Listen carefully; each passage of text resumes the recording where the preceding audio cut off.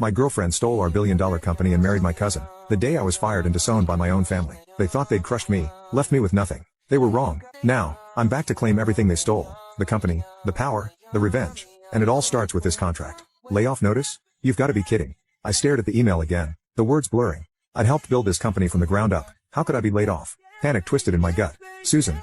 I had to talk to Susan. She was a founder too. She'd know what was going on. Frantically, I fired off a text. HR says I'm out. What's going on? The reply came back almost instantly, but not with the reassurance I'd hoped for. Just two cold, crushing words. We're over. My mind reeled. Just last week, we were talking about wedding. What had changed? Fuming, I marched to the hotel where the party was in full swing.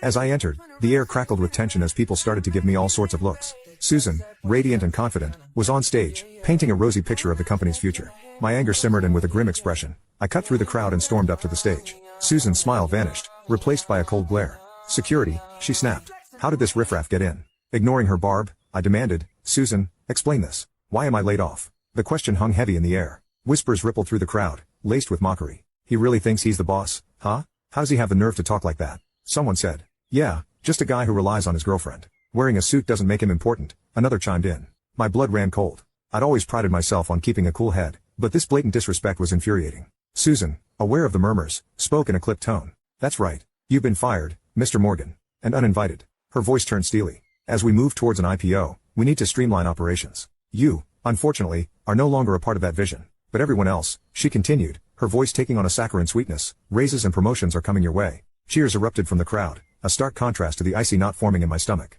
As security guards, summoned by Susan, ushered me out, a cowardly kick landed on my leg from behind. A woman's voice, dripping with disdain, echoed in the hallway. Just a freeloader. Good riddance. At least Susan's got brains. Without him weighing her down, she'll make a fortune. Outside, the winter air bit, the snow a cold mirror to my own heart. Susan and I had built Morgan Thompson Group from scratch after graduation. I had poured my blood, sweat and tears into this company. Now, because I lacked shares and held only a facade of power, I was expendable. Laid off from the company I had helped create. There was no way I was leaving without answers. The next morning, the company felt like a stranger's territory. My office, once a space that hummed with my energy, was now occupied by someone else. In the corner, a few boxes awaited me. Inside were my laptop, framed photos and the remnants of my professional life here. Pushing open the door, I found my cousin, Peyton Morgan, lounging in my chair, a smirk playing on his lips. Rough morning, Charlie? He greeted with a mocking lilt. Ignoring him, I strode towards the incriminating picture frame he was toying with, the one with me and Susan.